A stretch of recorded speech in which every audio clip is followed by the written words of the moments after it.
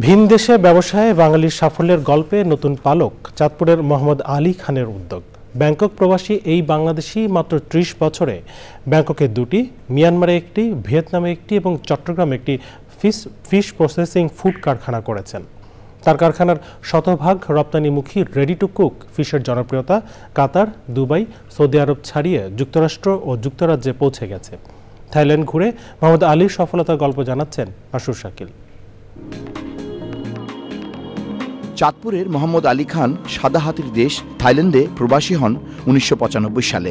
মাত্র ৩০ বছরে তার সিকে ফিশ অ্যান্ড ফুড প্রসেসিং ব্যবসার বিস্তৃতি থাইল্যান্ড ছাড়িয়ে গেছে। প্রথম এখানে আমি কিছু তাওয়ালের ব্যবসা করি জাপানের সঙ্গে, তারপর ওইটা বাদ দিয়ে মাছের ব্যবসা শুরু করি। কাতার, দুবাই, সৌদি আরবের পাশাপাশি সিকে ফুডসের চাহিদা ও জনপ্রিয়তা আমেরিকা এবং ইউরোপীয়। Frozen fish and foods 100% export oriented.